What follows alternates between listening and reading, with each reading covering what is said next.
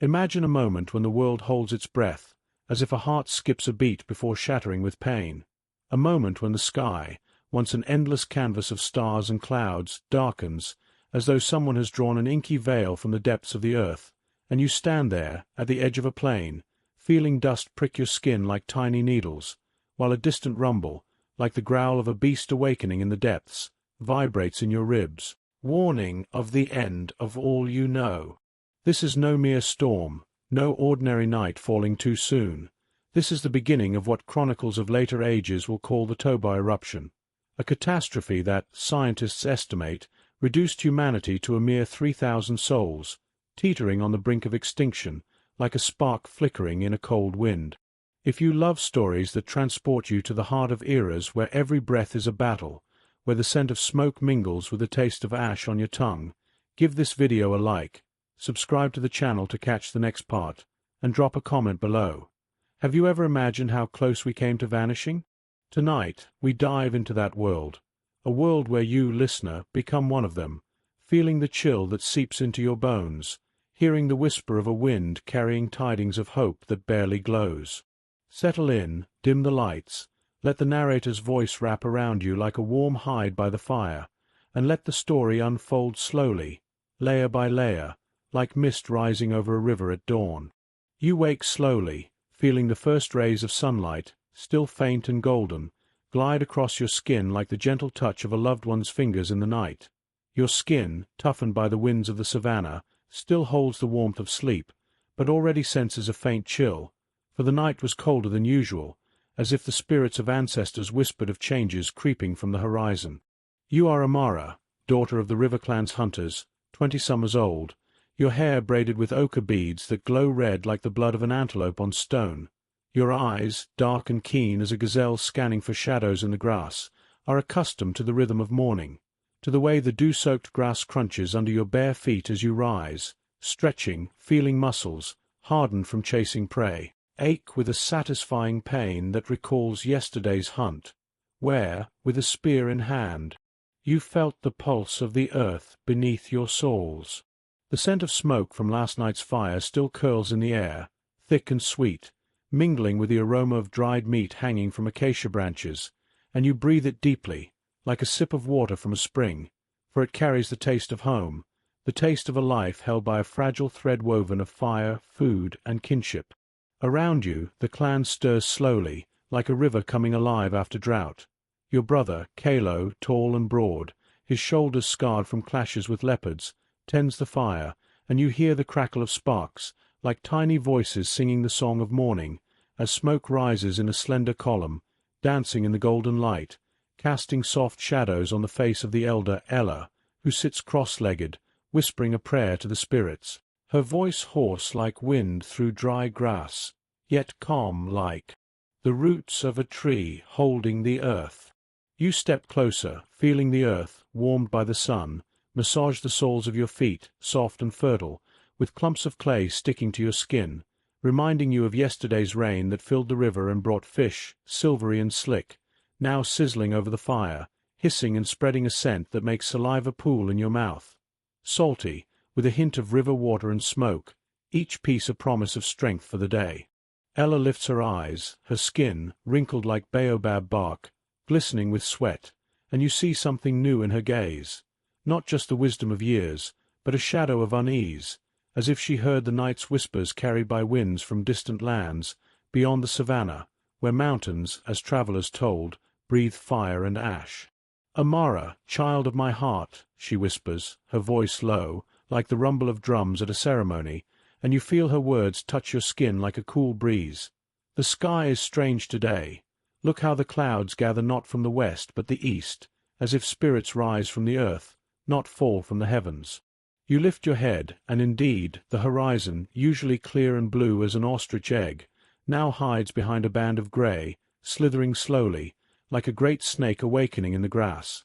You feel a faint touch of dust on your lips, bitter and dry, like ash from an old fire, and your heart tightens, for in your blood, like in all the clans, flows the memory of ancestors, tales of great storms that stole children and cattle, of hunger when grass burned under the sun, and people chewed roots, tough and fibrous, that scratched the throat, leaving the taste of earth long after the stomach settled. Kalo, tending the fire, tosses a stone into the flames, and you hear it crack, like a bone snapping under a hippo's jaws, and he laughs, his laughter rough, like stones grinding together, but warm, chasing away the morning's chill. "Old Ella, you always see ghosts where there are only clouds," he says, wiping sweat from his brow with a sleeve of antelope hide, coarse and warmer than the night air, which begins to bite at your shoulders like tiny invisible teeth. "We are the River Clan, our land feeds us, and the sky is just a roof over our heads. Today I'll take you hunting, Amara, to the place where elephants drink, and you'll feel the spear-pierced flesh, hot and pulsing, and blood will spray, warm as the sun on your skin." You nod, feeling a familiar thrill in your chest, a mix of fear and joy, for hunting is not just food, it's a dance with life, where every step on the soft, springy grass, alive beneath your feet, could bring triumph or pain, a scar that heals but leaves a mark, like the braid in your hair that recalls your first kill. But today, something else lingers in the air, not just the scent of grass, fresh and green with a hint of honey from flowers, but something heavy, like smoke from a distant forest burning in the night when lightning strikes dry trees. You touch Kalo's shoulder, feeling the tension in his muscles, hard as flint, and whisper, "Brother, what if Ella is right? What if this isn't clouds, but a sign from the Great Spirit, the one who lives in earth and sky, angry that we took too much from the river?" He turns, his eyes, dark as night water, gleaming, and you see the fire's reflection in them, dancing like tiny stars fallen to earth. "Then we'll be stronger, sister," he replies softly, his breath warm on your cheek, carrying the minty tang of leaves he chewed at dawn. "For we are the river, we flow, we do not break." The clan gathers slowly, like water pooling before a waterfall. Women, with baskets woven from palm fibers, rough and prickly but strong as a promise of harvest, head to the fields where sweet, juicy roots hide beneath the earth, and you hear their voices, melodic like birdsong in the branches, calling to each other, planning the day. "Take the bone shovel, it cuts softer. I'll bring water, for thirst steals strength faster than hunger." Children, small shadows with wide eyes, dart around, their feet slapping the ground like light rain on leaves, their laughter ringing, clear and silvery, dispelling the morning's shadows. One of them, your nephew Loro, clings to your leg, his hands sticky with honey from a beehive he found, and you feel the sweetness on your fingers as you ruffle his hair, soft as lamb's wool, and whisper, "Today you stay with Ella, for I'm going with Uncle to hunt the great beast with tusks like the moon."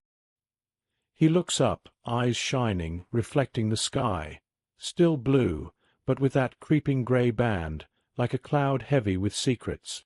Ella, sitting by the fire, extends her hand, her palm calloused and warm, touching yours, and you feel a connection, a thread stretching through generations, from mother to daughter, from ancestors who painted beasts in red ochre on cave walls, its earthy scent eternal, like the heartbeat of the land. You and Kalo set out, spears in hand, long, carved from wood and tipped with flint, sharp as a crocodile's teeth, glinting in the sun. You feel their weight in your palm, familiar and reassuring, like an extension of your arm, and walk beside your brother, your feet gliding over grass, tall and rustling, tickling your calves like the whisper of a wind telling tales of distant lands. The sun climbs higher, its rays warm but less piercing, as if the air thickens, filled with dust swirling in the beams, golden and shimmering like sparks from a fire. You breathe deeply, and your lungs catch something dry, like desert sand travelers spoke of, people from far tribes who came to the river with hides dyed strange colors, red and blue, from plants you've never seen. "Remember that stranger, 2 full moons ago?" Kalo asks, his voice low to avoid startling prey, and you hear a note of nostalgia, like a memory of a rainy night. He spoke of mountains in the east, where the earth shakes like a living beast, and fire bursts from its belly, devouring trees and animals. His eyes gleamed as he told it, like he'd seen ghosts, and his skin smelled of sulphur, sharp and burning, like the hot springs by the river. You nod, recalling that scent, lingering in your nose long after he left, trading a bead necklace for meat. The sulphur, hissing in water, reminded you of the spirit's wrath, and goose bumps rise on your skin, cold despite the sun's warmth, for the stranger's words now feel like prophecy, as if that rumble you heard last night was an echo from those distant mountains. The plain stretches before you, vast as the sea from songs sung by the fire, sea, where water is salty and endless, and you imagine waves crashing on rocks, cold and frothy. But here, in the savannah, your sea is grass, swaying in the wind, green and alive, dotted with flowers, yellow as the sun, smelling of honey and pollen. You touch one, its petals soft as a child's lips, and feel a dew-drop roll down your finger, cool and pure, like a tear of joy after a successful hunt. But the wind shifts, it blows harder from the east, carrying dust that settles on your tongue, bitter and alkaline, like ash from bones burned in a fire, and you cough, feeling dryness scratch your throat like a cat's rough tongue. Kalo stops, his nostrils flaring like a wolf scenting prey, and whispers, "Something's wrong, Amara." The animals are silent, as if the earth swallows their steps, and the sun hides behind a haze, grey and heavy, like smoke from a great fire. You look up, and indeed, the sky, meant to be blue, is veiled by a cloud, creeping like an elephant's shadow but formless, boundless.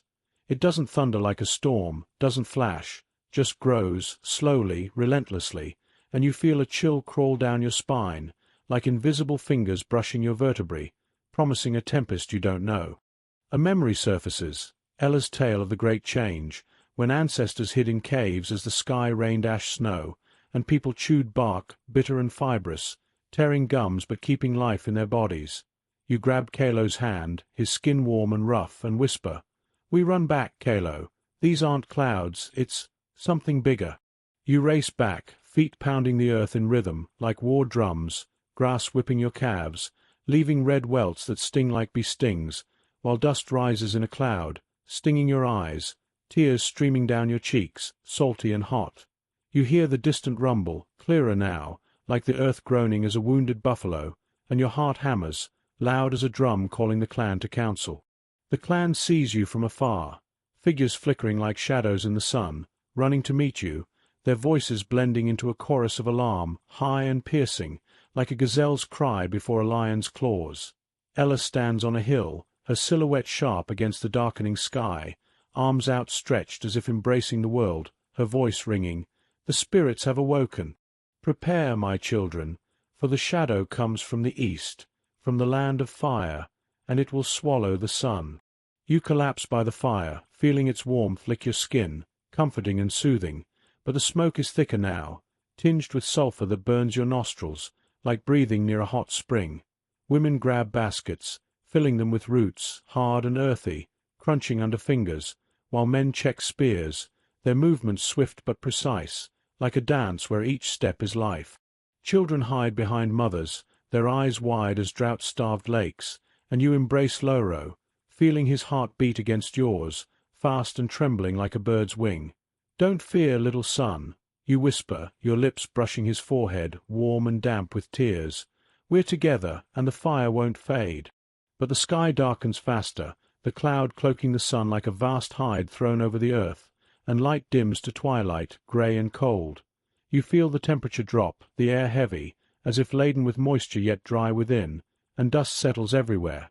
On your skin, sticky and fine like bone dust, in your hair, weighing it down, on your tongue, where its taste is bitter, like medicine for sickness. Ella gathers all by the fire, her voice, calm as a still river, weaving a prayer. "Great Spirit of Earth, you who breathe fire and ash, spare us, for we are your children, carrying your spark in our blood, painting your signs on stones with red ochre, flowing like your strength." You listen, feeling her words curl around you like smoke, warm and enveloping, and in your soul, fear, cold as a fireless night, gripping your chest like a stone, battle's hope, warm as the first flame in darkness. The clan huddles closer, bodies touching, shoulder to shoulder, the warmth of each other's skin chasing the cold, and you hear whispers. "We have dried meat, salty and tough. Its taste on the tongue recalls the sea. Roots will endure, hiding in the earth as we do in caves. But deep down, you know, this is only the beginning." The rumble from the east grows, like the earth's heartbeat, and ash, fine and grey as death's snow, brushes your skin, cold and damp, like the tears of gods. You look at Kalo, his face lit by the fire, shadows playing on his cheekbones, making him look like an ancestor from legends, and whisper, "What if this shadow doesn't pass, brother? What if it brings a cold that eats the grass and animals, leaving us naked before hunger, where each breath is pain in the gut, sharp as a spear?" He squeezes your hand, his fingers strong yet gentle, like clutching a tree's bark in a storm, and replies, "Then we'll find a way, Amara. We are people, we carry fire in our hearts, and even if the sky falls, we'll kindle a new sun." The fire crackles, sparks flying upward in a red swarm, fighting the darkness, and you taste smoke on your lips, bitter but alive, like a promise that night will pass. But the ash falls thicker, coating everything in grey velvet, cold to the touch, and the distant thunder, not of lightning but of earth groaning, draws nearer like a call of fate. In this twilight silence, where the fire is the only beacon in a sea of grey, you grasp the depth of what unfolds. Not just a storm, but a rebirth of the world, where every soul teeters on the edge, where our numbers, humanity's, will shrink to a fragile thread, like a river in drought, barely flowing but not gone.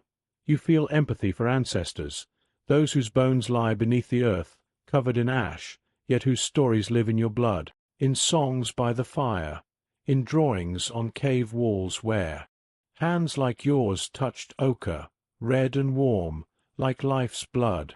This night, with its cold biting through your hide, with a sulphur scent piercing your nostrils like a harbinger of the end, teaches you, listener, that survival lies not in the strength of a spear or the speed of feet, but in connection, in the warmth of bodies huddled against fear, in the whisper of prayers weaving hope from threads of darkness. And in this reflection, as you lie in your warmth tonight, imagining that ash on your tongue, bitter and eternal, ask yourself, would you, like Amara, grip your brother's hand in the dark, believing the spark won't fade? Share in the comments. What would you carry into such a storm? For this story isn't just the past, but a mirror of our present, where every crisis is a chance for rebirth. But Tobar's shadow doesn't stand still. It spreads, carrying cold and hunger across lands and seas, and travelers, those who survive, will carry its tidings further, to new shores where rivers flow differently, and the sky opens with new stars. What awaits the river clan in the first days of the volcanic winter, when grass vanishes under ash, and animals flee in panic? That mystery unfolds in the next part. Await the command to continue the journey. Picture yourself standing on the edge of a world unraveling, where the air grows thick with ash, each breath a gritty reminder of a sky that no longer promises light. You clutch the hand of someone you love, their warmth a fleeting anchor against the cold that seeps into your bones, as the distant rumble of the earth grows louder, like a drumbeat calling you to a fate unknown.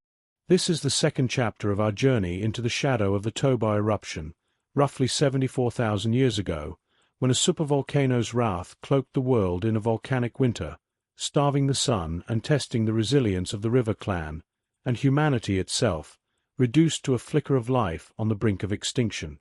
If you're captivated by stories that weave history with the pulse of human struggle, where the scent of ash lingers like a ghost and the crackle of a fire holds the hope of survival, hit that like button, subscribe for the next part, and share in the comments. What would you do when the world you know begins to fade?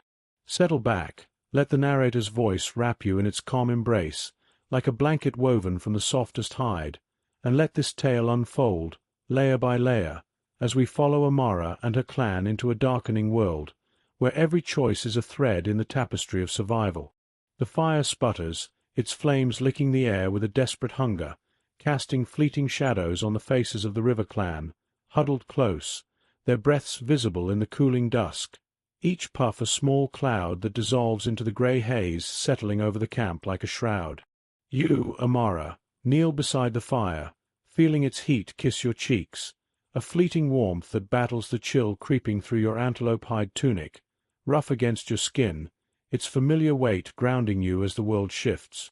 The ash falls steadily now, soft as snow but heavy with menace, coating your braids in a fine grey dust that feels cold and slick, like the scales of a fish left too long in the sun.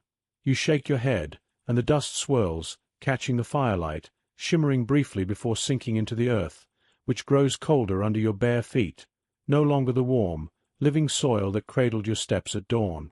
The scent of sulfur hangs heavier, sharp and acrid, stinging your nostrils like the bite of crushed herbs used to heal wounds, and it mixes with a fading aroma of roasted fish, now cooling on flat stones, their crispy skin glistening with oil that tastes faintly of river mud and smoke when you tear off a piece, chewing slowly, the flavor grounding you even as your stomach tightens with unease.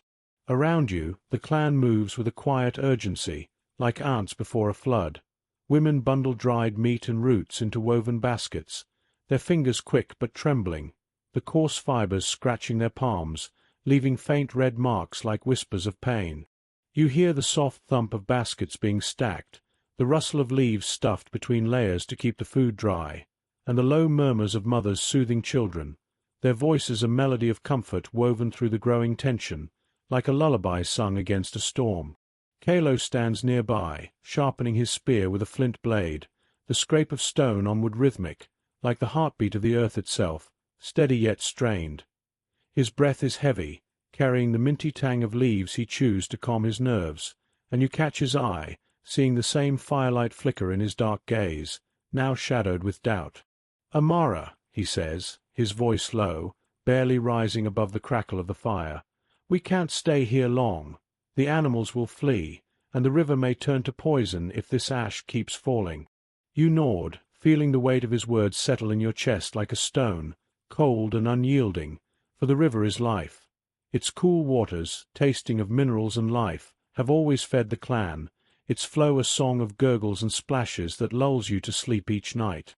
But now, as you glance toward it, the water reflects the grey sky, its surface dusted with ash that swirls in lazy eddies, like ghosts dancing on the current. Ella, the elder, sits at the center of the camp, her presence a pillar amid the chaos, her hands folded in her lap, fingers tracing the worn beads of a necklace made from river shells, smooth and cool to the touch, their faint clatter a soft counterpoint to the distant rumble that never ceases, like a beast prowling just beyond sight. You approach her, feeling the earth beneath your feet grow slick with ash, each step sinking slightly, as if the ground mourns its own fertility. You kneel beside her, the warmth of her body radiating through her thin shawl, woven from grass fibers that smell faintly of sun-baked plains, now dulled by the creeping odor of sulfur. "Ella," you whisper, your voice catching, rough from the dry air that scratches your throat like thorns. "How do we fight a shadow that eats the sun?" The stories of the great change. Did they speak of a way to outrun the ash? Her eyes, clouded with age but sharp with wisdom, meet yours, and you see the fire's glow reflected in them, like stars trapped in a fading sky. She takes your hand, her skin warm but fragile, like dried leaves ready to crumble, and speaks, her voice steady, like the slow drip of water in a cave. "Child, the stories tell of a time when the sky wept ash, and the earth grew silent. Our ancestors fled to caves, where the air was still, where roots and bones sustained them, and where the fire in.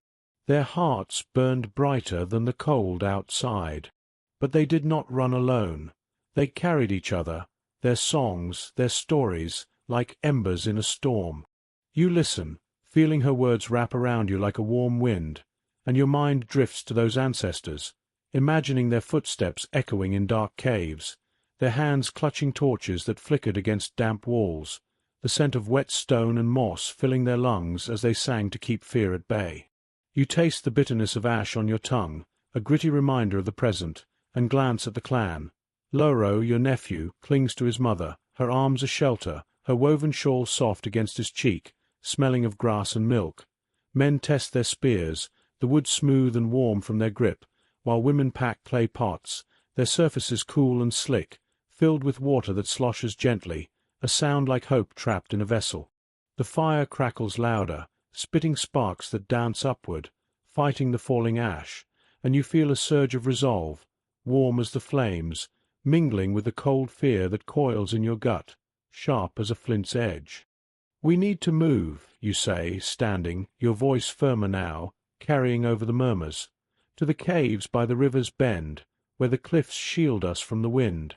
Kalo nods, his spear now sharp, glinting faintly in the dimming light, and calls to the men. his voice a deep bellow, like a buffalo's call across the plain. "Gather the hides, the food. We carry what we can and leave the rest to the spirits."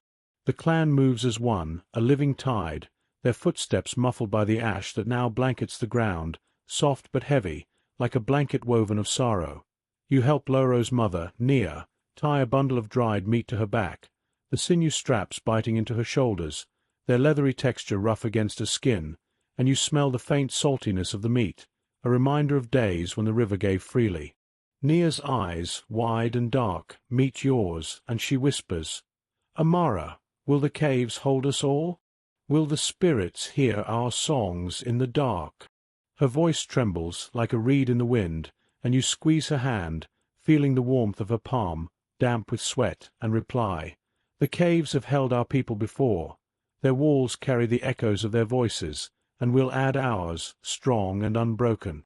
Her smile, faint but real, is a spark in the gloom, and you feel its warmth spread through you, like the first sip of warm broth on a cold night, its taste rich with fat and herbs, soothing the ache of hunger. The journey to the caves begins, a slow procession through the savannah, where the grass, once vibrant and swaying, now droops under the weight of ash, its green tips dulled, like a fire smothered before its time. You walk beside Kalo, your spear balanced on your shoulder, its weight a comfort, the wood smooth and warm from your grip. The air grows colder, biting at your exposed arms, raising goosebumps that prickle like thorns, and the wind carries a low moan, not the familiar whistle of the plains but a deeper sound, like the earth itself grieving. The sky is a solid sheet of grey now, the sun a faint glow behind it, like a candle struggling in a storm. Ash falls thicker, settling in your hair, your lashes, each flake cold and fleeting, melting into a gritty film on your skin. You taste it on your lips, bitter and metallic, like blood from a bitten tongue, and your throat tightens, each breath a small battle against the thickening air. The clan's footsteps create a rhythm, a soft thud-thud that blends with the distant rumble, and you hear the children's voices, hushed but persistent, singing a song Ella taught them, its melody simple yet haunting, like the call of a bird lost in fog. "River flows, river sings, carry us on gentle wings."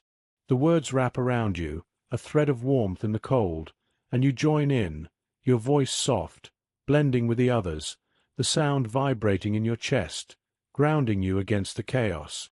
The caves loom ahead, dark mouths in the cliffs, their jagged edges softened by the ash that clings to them like frost.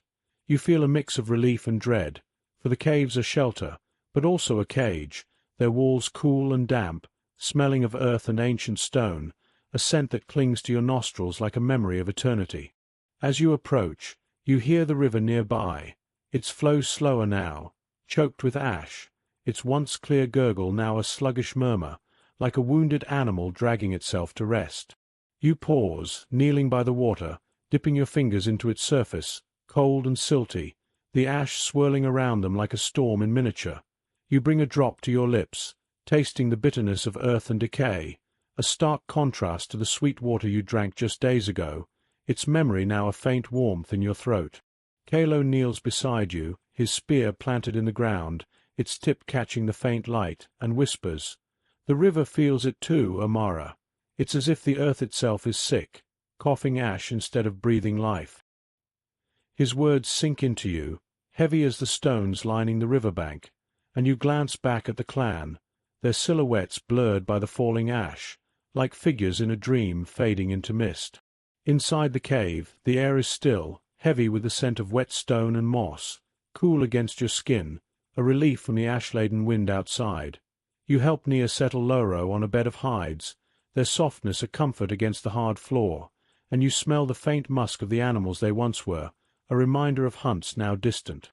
The clan gathers, their bodies close, sharing warmth, the rustle of their movements echoing faintly off the walls, like whispers of the ancestors who once sheltered here. Ella lights a small fire, its flames struggling against the damp, the wood hissing as it burns, releasing a sharp scent of resin that mixes with the cave's earthy aroma, grounding you in this new refuge.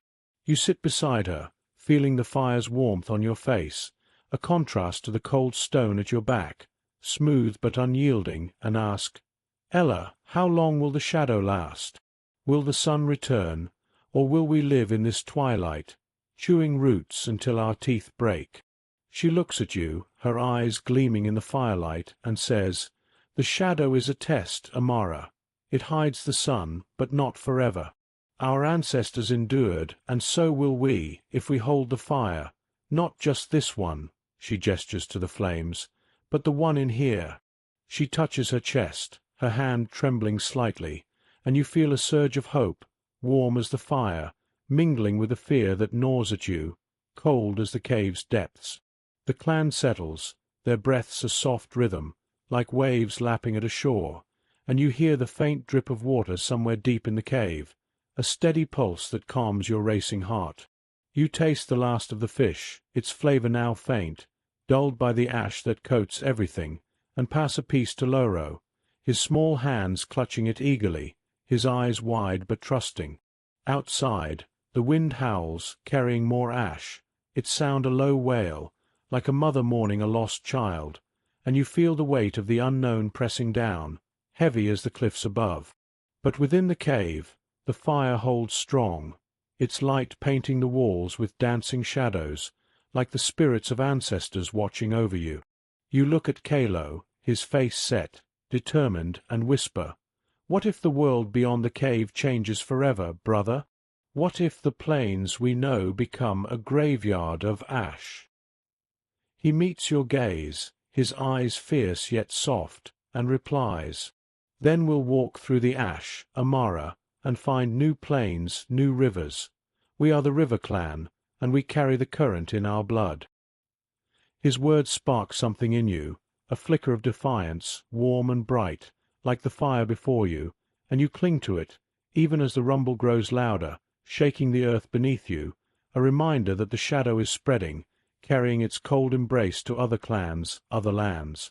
In this moment, as the cave's walls hold you close, their cool touch a promise of shelter, you feel the weight of survival, not just in the food you carry, the hides you wrap around you, but in the stories you tell, the songs you sing, the hands you hold in the dark. This volcanic winter, with its ash that stings your eyes and coats your tongue, its cold that bites deeper than any wind, teaches you, listener, that life persists in the smallest acts, sharing a piece of fish, singing a song, kindling a fire against the dark. As you lie in your warmth tonight, imagining the grit of ash on your skin, the faint warmth of a fire struggling to live, ask yourself, what would you carry into the cave to keep your spirit alive? Share in the comments. What song, what memory would you hold tight? For this story is not just of the past, but a reflection of our resilience, a reminder that even in the darkest winters we find ways to endure. But the shadow of Tobar moves beyond the River Clan, its ash whispering to distant tribes, its cold reshaping lives across plains and seas. What happens when the news of this darkness spreads, carried by survivors who flee or fight? That tale awaits in the next part. Wait for the command to journey onward. Close your eyes and imagine standing in a cave, the air heavy with the scent of damp stone and burning resin, the faint drip of water echoing like a heartbeat in the dark, while outside, the world you once knew, alive with the rustle of grass and the cry of birds, falls silent under a blanket of ash, as if the earth itself holds its breath, waiting for a sign of life. This is the third chapter of our journey into the shadow of the Tobar eruption 74,000 years ago, when a supervolcano's wrath plunged the world into a volcanic winter, starving the sun and pushing the River Clan, and all of humanity, dwindling to a mere thread of survivors, into a fight for existence. If you're drawn to stories that pulse with the raw struggle of survival, where the taste of ash lingers on your tongue and the warmth of a shared fire becomes a lifeline, give this video a like, subscribe to catch the next chapter, and share in the comments. What would you cling to in a world gone silent? Settle in, let the narrator's voice envelop you like a soft hide in the chill of night, and let this tale unfold, layer by layer, as we follow Amara and her clan deeper into the caves, where every sound, every touch, carries the weight of hope and fear.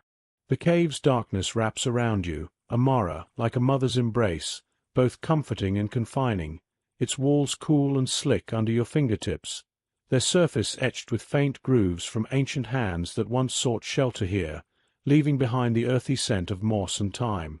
The fire at the cave's mouth crackles weakly, its flames struggling against the damp air, casting flickering shadows that dance across the faces of the river clan, their eyes wide, reflecting the orange glow like stars caught in a still pool. You sit cross-legged on a hide, its leathery texture rough against your thighs, still warm from the body of the antelope it once was, and you feel the cold stone beneath, seeping through the hide, chilling your bones like a whisper of the world outside, where ash falls thicker now, coating the ground in a grey veil that muffles the once lively pulse of the savannah. The air tastes bitter, heavy with sulphur and ash, scratching your throat with each breath, like swallowing thorns, and you sip from a clay pot, the water cool but gritty, leaving a faint metallic tang on your tongue, a reminder of the river now choked with the volcano's breath. The clan huddles closer, their bodies pressed together, sharing warmth. You feel Kalo's shoulder against yours, solid and warm, his skin carrying the faint scent of sweat and mint, grounding you as the distant rumble of the earth, steady like a drumbeat from the spirits, vibrates through the cave floor, a low hum that sets your teeth on edge.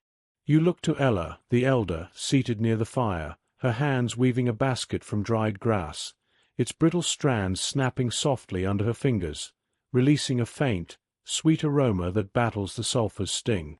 Her face, lit by the flames, is a map of wrinkles, each line a story of survival, and you lean closer, feeling the heat of the fire kiss your cheeks, its warmth a fleeting shield against the cold that creeps from the cave's depths. "Ella," you whisper, your voice soft but urgent, blending with the drip of water echoing deeper in the cave. "How did our ancestors endure when the world turned to ash? What kept their hearts beating when the sun hid?" She pauses, her fingers still, and her eyes meet yours, deep and knowing, like the river at midnight. She speaks, her voice low, like the rustle of leaves before a storm. "They held to the fire, Amara, not just the one that burns wood, but the one that burns here." She touches her chest, her hand trembling slightly. "In stories, in songs, in the promise to see another dawn. They ate what the earth gave, roots, bitter but strong, and bones, boiled until they gave up their marrow, its taste thick and oily, a spark of life in the dark." You nod, imagining those ancestors, their hands gripping torches, their breath fogging in the cold, their lips tasting the greasy warmth of marrow, a lifeline against hunger that gnawed like a beast at their bellies. The clan listens, their breaths a soft chorus, blending with the fire's crackle and the distant rumble, now fainter but ever present, like a wound that won't heal. You glance at Nia, Loro's mother, cradling her son in her lap, his small body curled against her, his cheek pressed to her shawl, its fibers soft and smelling of grass and milk, a comfort against the cave's chill.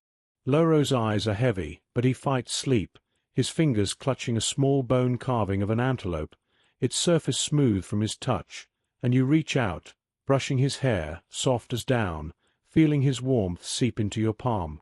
"Sleep, little son," you murmur, your voice a lullaby. "The cave holds us, and the fire sings." He smiles faintly, his breath slowing, and you feel a pang in your chest. Hope warm as a flame, clashing with fear, cold as the stone beneath you, for the world outside grows stranger, its silence louder than any storm. The clan supplies are stacked against the wall, baskets of roots, hard and knobby, their earthy scent mingling with the dried meat, salty and tough, its flavor a memory of feasts by the river, now a distant dream. You chew a piece of root, its texture fibrous, scraping your teeth, its taste bitter but sustaining, like a promise that life persists, even in the dark. Kalo rises, his silhouette tall against the cave's mouth, where ash drifts in, swirling in the firelight like snow that burns rather than cools. He grips his spear, its shaft warm from his hand, and steps toward the entrance, the wind outside moaning, low and mournful, carrying the scent of charred earth, sharp and heavy, like a fire that consumes entire forests. "I'll scout the river," he says, his voice steady but tight, like a bowstring ready to snap, "to see if the water still flows clean, if the fish still swim." You grab his arm, feeling the muscle tense under his skin, rough with scars, and whisper, "Not alone, brother. The ash blinds, and the earth shakes. What if you don't return?" His eyes meet yours, fierce yet soft, reflecting the fire's glow, and he replies, "I am the river Amara. I flow, I find a way. Stay with the clan. Keep the fire alive." His words are a spark, igniting resolve in you, but the cold fear lingers, sharp as a flint's edge, for the world beyond the cave is a mystery now, its once familiar plains buried under ash, its sounds swallowed by an eerie quiet. The clan prepares for the days ahead, their movements deliberate, like a dance learned through generations. Women grind roots into paste, their pestles thumping against stone mortars, the rhythm steady, like a heartbeat, releasing an earthy aroma that grounds you, even as the sulphur's sting grows stronger. Men carve new spear tips, the scrape of flint on wood a sharp counterpoint to the cave's stillness, and you help near wrap hides around the children, their softness a shield against the cold, their musky scent a reminder of hunts now impossible. The fire's warmth holds the clan together, its light painting the cave walls with shadows that flicker like memories, images of antelopes leaping, rivers flowing, skies clear and blue. You trace one with your finger, the stone cool and smooth, its surface marked with faint ochre lines from ancestors who painted their lives here, their hands leaving a legacy you now carry.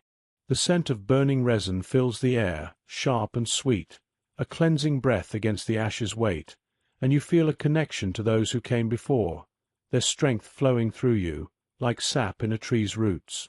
Hours pass, marked by the drip of water and the fire's pulse, and the clan settles into a rhythm of survival, sharing food, singing softly, their voices weaving a tapestry of hope, like threads of light in the dark. You sit with Loro, telling him a story of the great antelope, its hooves sparking stars into the sky, your voice low and melodic, blending with the cave's echoes, calming his restless heart. His small hand grips yours, warm and sticky with root paste, and you feel his trust, a warmth that battles the cold dread in your gut. But Kalo's absence gnaws at you, each moment stretching like a hide pulled taut. You glance at the cave's mouth, where the ash falls thicker, piling like grey snow, its touch cold and fleeting like a spirit's caress. The wind outside grows quieter, but not kinder, a silence that feels alive, heavy with secrets, and you taste the ash on your lips, gritty and bitter, a reminder that the world beyond is no longer yours. Ella gathers the clan for a council, her voice cutting through the murmurs, steady as the river's flow. "We are the River Clan, born of water and fire. This shadow tests us, but we are not broken. We will ration our food, keep the fire burning, and sing to the spirits, for they listen, even in the dark." Her words spark a fire in you, warm and fierce, and the clan responds, their voices rising in a song, its melody simple but strong, like the beat of a drum calling warriors to battle. Fire burns, river flows, through the dark our spirit grows. You join in, feeling the vibration in your chest, a pulse of defiance against the silence outside, and you taste the hope on your tongue, sweet as honey, even as the ash's bitterness lingers.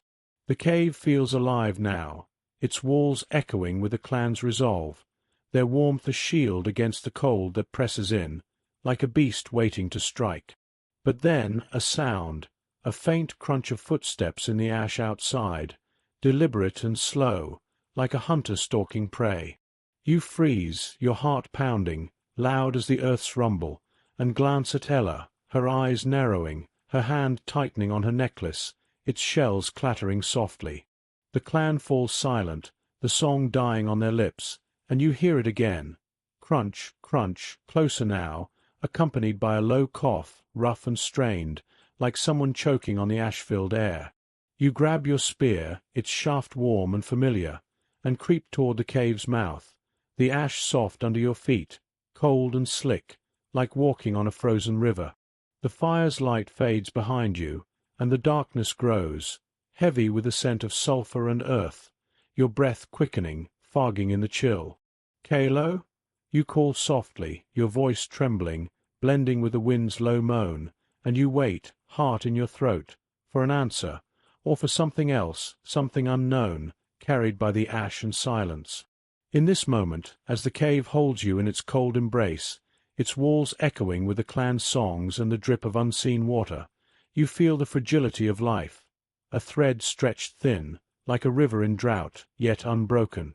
This volcanic winter, with its ash that stings your eyes and coats your skin, its silence that deafens the world, teaches you, listener, that survival is not just in the body's endurance, but in the stories shared, the hands held, the fires kept alive in the dark.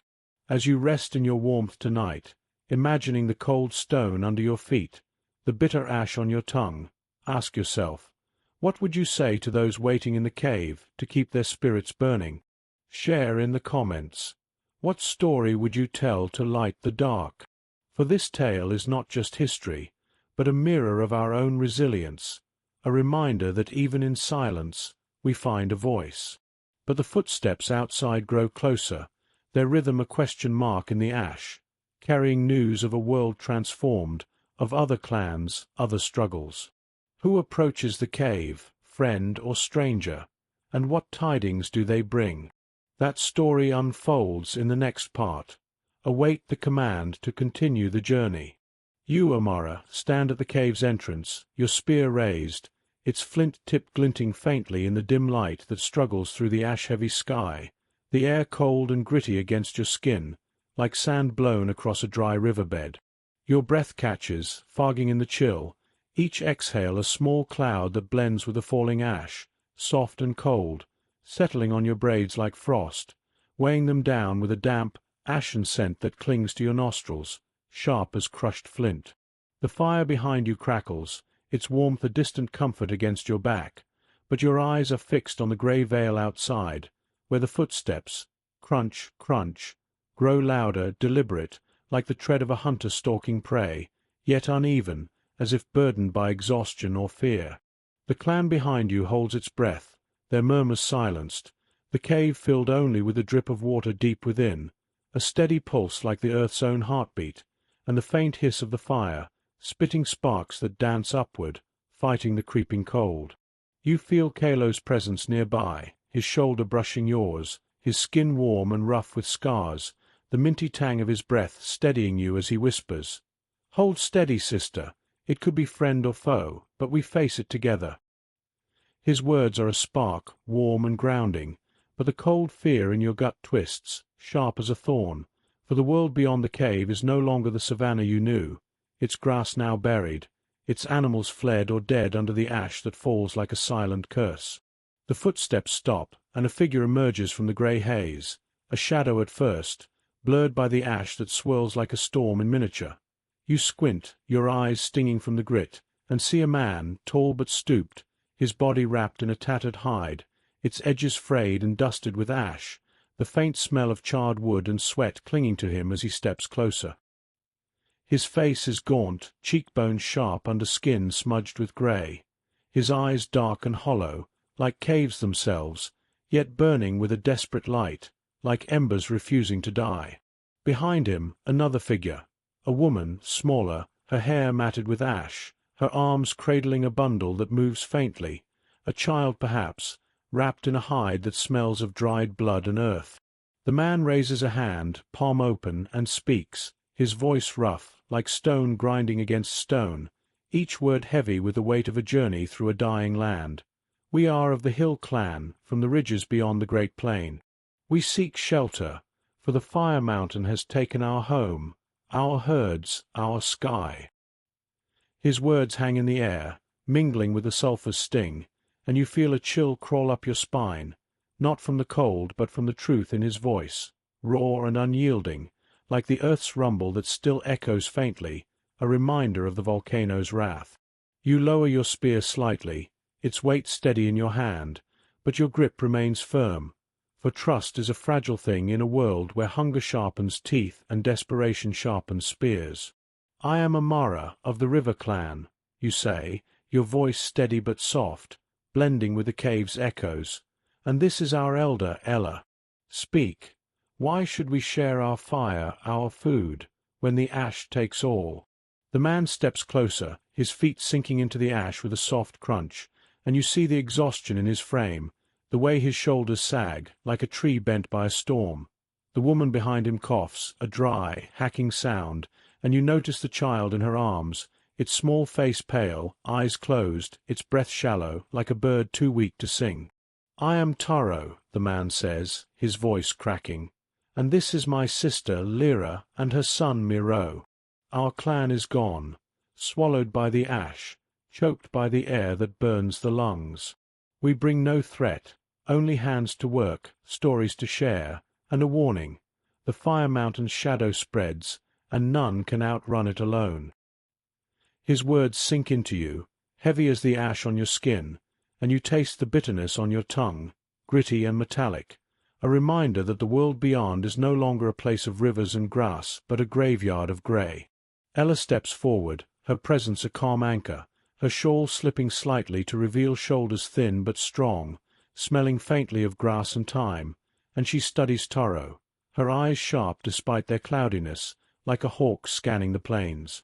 "Come closer," she says, her voice low, like the murmur of a river at dusk, "and let the fire judge you." Taro and Lyra shuffle forward, their steps slow, the ash crunching under their feet, and you notice the tremble in Lyra's hands as she clutches Miro. His small body wrapped in a hide that feels cold to the touch, its surface slick with ash and sweat.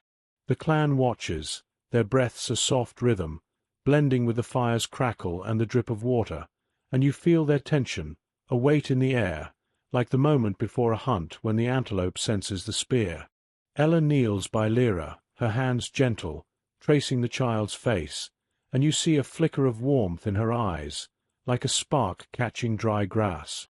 "This child lives," she says, her voice a balm, "but he needs warmth, food, the touch of kin. Share our fire, but know this: we are few, and what we have is all we are." Taro nods, his eyes glistening, and you feel a pang in your chest. Empathy, warm as a flame, for these strangers who carry the same fear you do, their lives woven with yours by the ash that binds all. The clan makes room, their bodies shifting, the hides on the floor rustling softly, their musky scent mixing with the fire's resinous aroma, sharp and cleansing. You help Lyra settle near the fire, feeling the fragility of her frame as you guide her, her skin cold and clammy, like river stones at dawn. You offer her a piece of dried meat, its texture tough but salty, its taste a memory of feasts by the river, and she takes it with trembling fingers, her eyes meeting yours, filled with gratitude and grief, like a sky torn between storm and sun. "Thank you," she whispers, her voice faint, like a breeze through dry grass, and you nod, feeling the warmth of her words against the cold dread in your gut. Taro sits beside Kalo, their shoulders almost touching, and you hear the low murmur of their voices, sharing tales of their lost lands. The hill clan's ridges, where goats leaped among rocks, their bleats a song now silenced, and the river clan's plains, where grass once danced under a clear sky. You listen, the fire's warmth kissing your face, and taste the ash on your lips, a gritty reminder of the world outside, where the sun is a memory and the earth mourns. Taro speaks of their journey, his words painting a picture as vivid as the ochre drawings on the cave walls. The Fire Mountain roared, shaking the ground like a herd of elephants stampeding, and the sky turned black, raining ash that burned the skin, sharp as thorns. We ran, carrying what we could, hides, tools, the bones of our kin to honor them. But the air grew thick, choking, and our people fell, one by one, their breaths stolen by the shadow. You imagine their flight, the crunch of ash underfoot, the air heavy with sulphur, stinging their lungs, the taste of fear bitter as unripe roots. Lyra adds, her voice softer, "We found streams, but they ran grey, tasting of death, and the animals vanished, their tracks buried. Miro grew weak, his cries fading, like a fire starved of wood."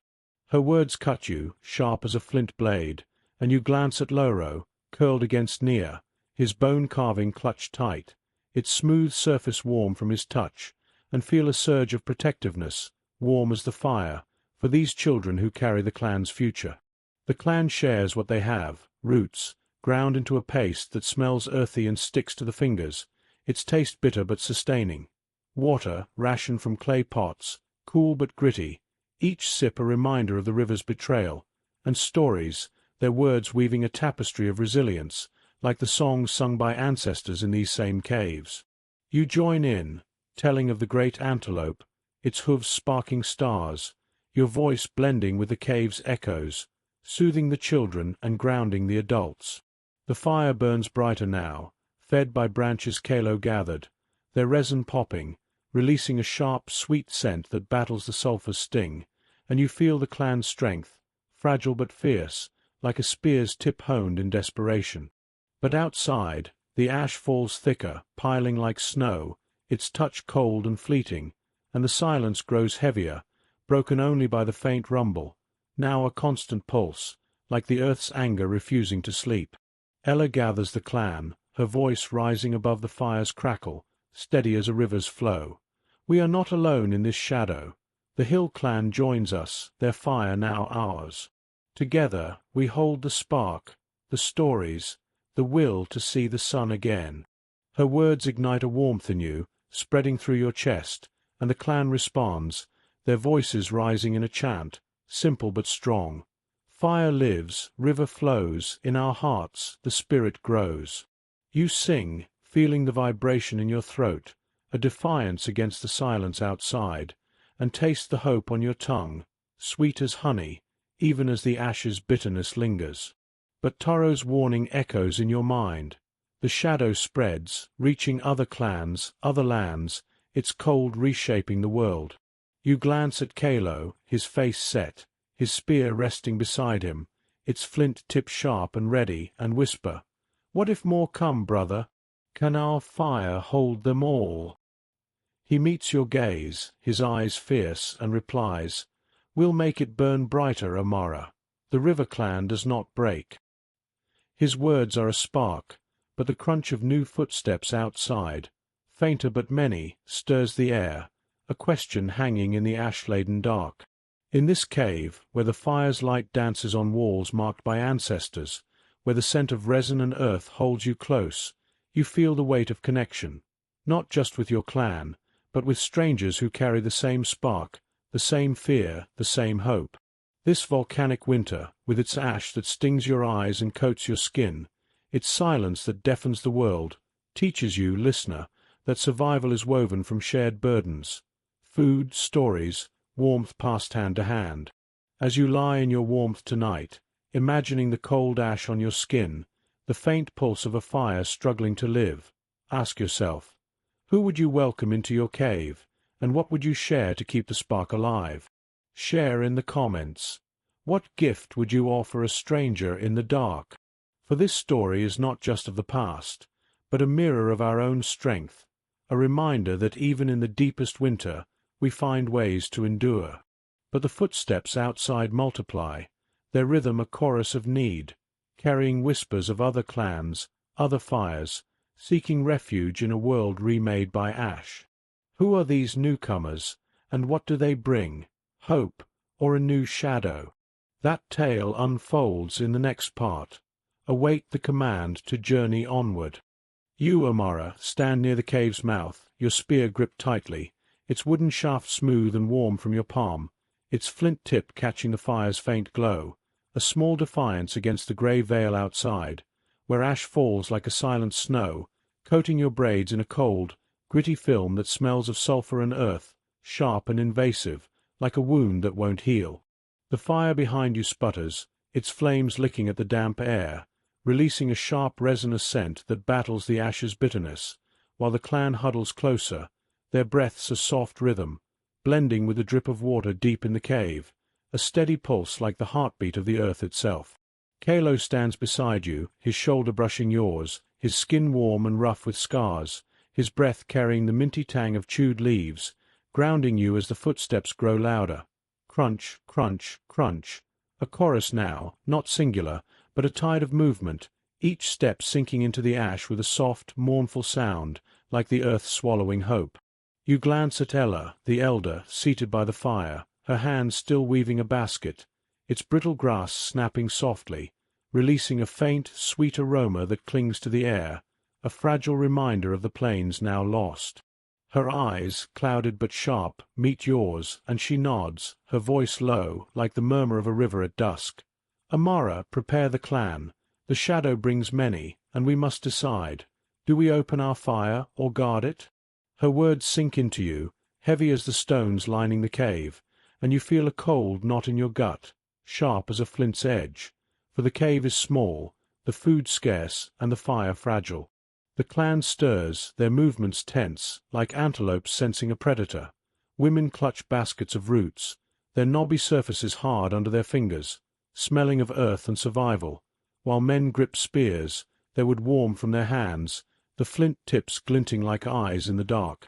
You look to Toro and Lyra, the hill clan survivors, seated near the fire, their faces gaunt, smudged with ash, their eyes wide with the same fear you feel, yet softened by gratitude as Lyra cradles Miro, her son, his small body wrapped in a hide that smells of dried blood and dust, his breath shallow but steady, like a bird finding its song again.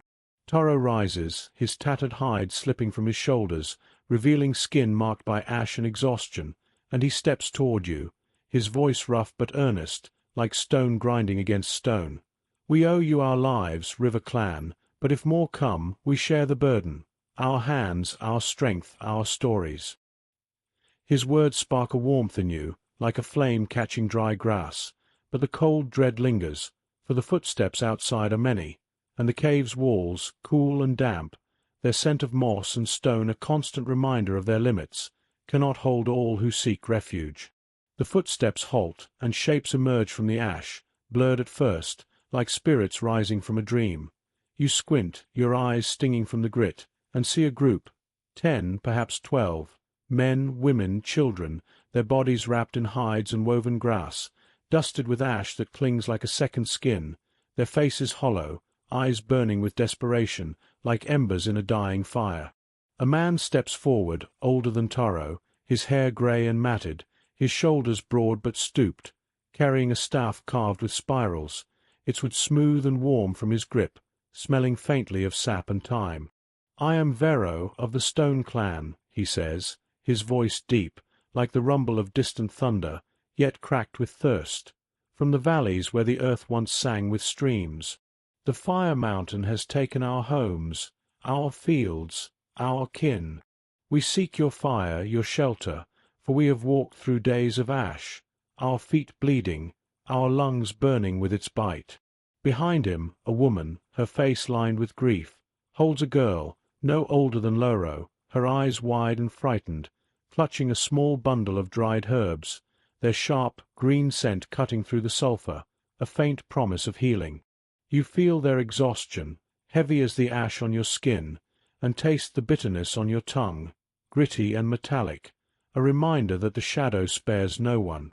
Ella rises, her shawl slipping to reveal arms thin but strong, and she steps toward Vero, her presence a calm anchor, her necklace of river shells clattering softly, their smooth surfaces cool against her skin.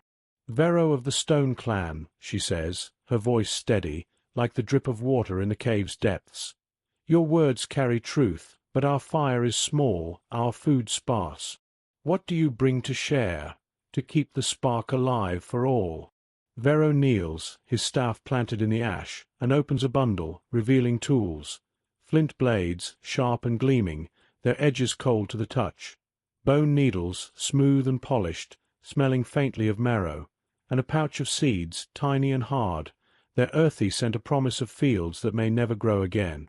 "We bring our craft," he says, "our hands that carve, our knowledge of plants that heal, our songs that call the spirits. We ask only for a place by your fire." The clan watches, their breaths held, the fire's crackle a tense counterpoint to the silence, and you feel their eyes on you, Amara, waiting for your voice, for you are the daughter of hunters, your words a bridge between the clan and these strangers. You step forward, feeling the cave's cool floor under your feet, the ash slippery and cold, like walking on a frozen river. Your spear rests in your hand, its weight a reminder of strength, but your heart wavers, torn between fear and empathy, cold and warm, like the fire struggling against the damp air. "Vero," you say, your voice steady but soft, blending with the cave's echoes. Your people carry the same shadow we do, the same hunger, the same hope. But our cave is small, our roots few. How do we feed so many when the earth itself starves? The woman with the girl steps forward, her voice trembling like a reed in the wind. I am Sela, and this is my daughter Taika. We know hunger, the taste of roots that tear the mouth, the ache of a belly that begs for more. But we also know healing, herbs that soothe, songs that strengthen. Let us share, and we will endure together. Taika looks up, her eyes meeting yours, and you see Loro in her gaze. The same trust, the same fear, and you feel a warmth spread through you, like the first sip of broth on a cold night, its taste rich with fat and herbs, soothing the ache of doubt.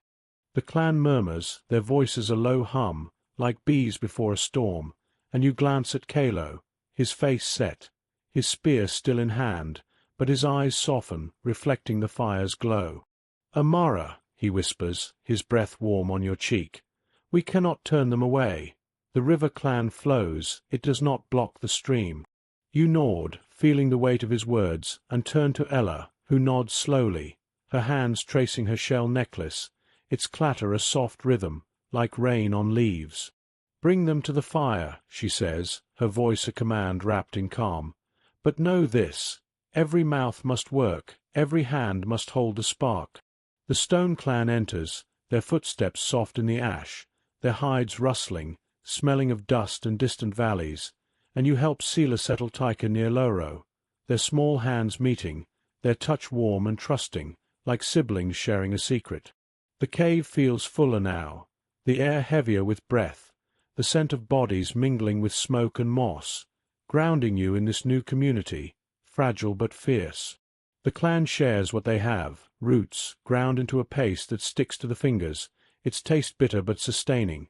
Dried meat, tough and salty, its flavor a memory of riverside feasts, and water, rationed from clay pots, cool but gritty, each sip a reminder of the river's betrayal. You pass a root to Taika, her fingers small and cold, and watch her chew, her face scrunching at the bitterness, but her eyes shine with gratitude, like stars breaking through a clouded sky. Taro and Vero sit together, their voices low, sharing tales of their lost lands. The hill clan's ridges, where goats leaped, and the stone clan's valleys, where streams once sang, now silent under ash.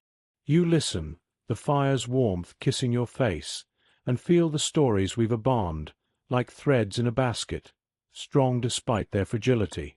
The cave's walls echo with their words, the drip of water a steady counterpoint, and you taste the hope on your tongue, sweet as honey, even as the ash's bitterness lingers, a reminder of the world outside.